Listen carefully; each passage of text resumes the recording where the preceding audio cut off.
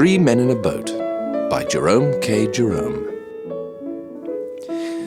There were four of us, George and William Samuel Harris and myself and Montmorency.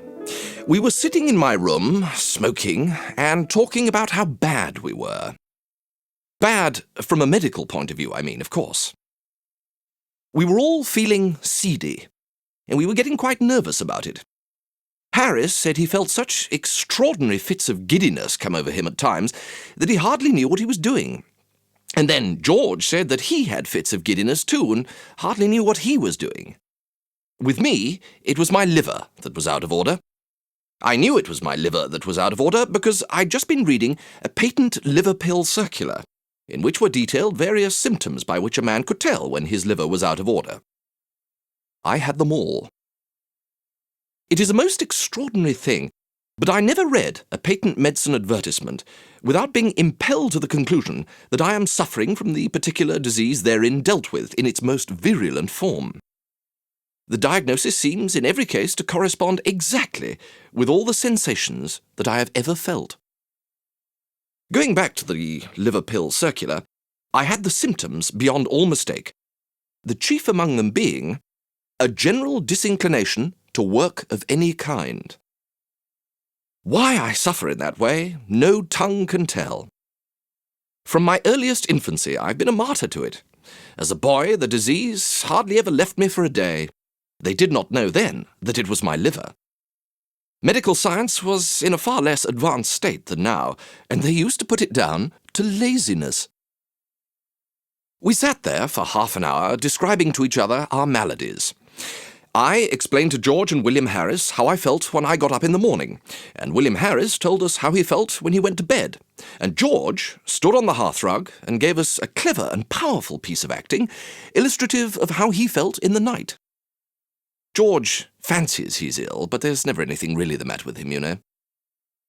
At this point, Mrs. Poppets knocked at the door to know if we were ready for supper. We smiled sadly at one another and said we supposed we'd better try to swallow a bit. Harris said a little something in one's stomach often kept the disease in check, and Mrs. Poppets brought the tray in, and we drew up to the table and toyed with a little steak and onions and some rhubarb tart. I must have been very weak at the time, because I know, after the first half hour or so, I seemed to take no interest whatever in my food, an unusual thing for me, and I didn't want any cheese. This duty done, we refilled our glasses, lit our pipes, and resumed the discussion upon our state of health. What it was that was actually the matter with us, we none of us could be sure of, but the unanimous opinion was that it, whatever it was, had been brought on by overwork. "What we want is rest," said Harris. "Rest and a complete change," said George. "Change of scene and absence of the necessity for thought will restore the mental equilibrium." I agreed with George and suggested that we should seek out some retired and old-world spot far from the madding crowd and dream away a sunny week among its drowsy lanes. Some half-forgotten nook, hidden away by the fairies, out of reach of the noisy world, some quaint perched eyrie on the cliffs of time, from whence the surging waves of the 19th century would sound far off and faint. Harris said he thought it would be humpy. He said he knew the sort of place I meant, where everybody went to bed at 8 o'clock and you had to walk 10 miles to get your baccy. "No," said Harris, "if you want rest and change, you can't beat a sea trip." I objected to the sea trip strongly. A sea trip does you good when you're going to have a couple of months of it, but for a week it is wicked.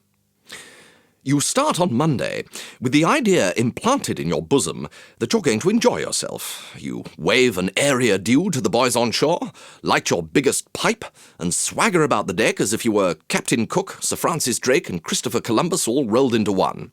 On Tuesday, you wish you hadn't come. On Wednesday, Thursday, and Friday, you wish you were dead. On Saturday, you're able to swallow a little beef tea and to sit up on deck and answer with a wan, sweet smile when kind-hearted people ask how you feel now. On Sunday, you begin to walk again and take solid food.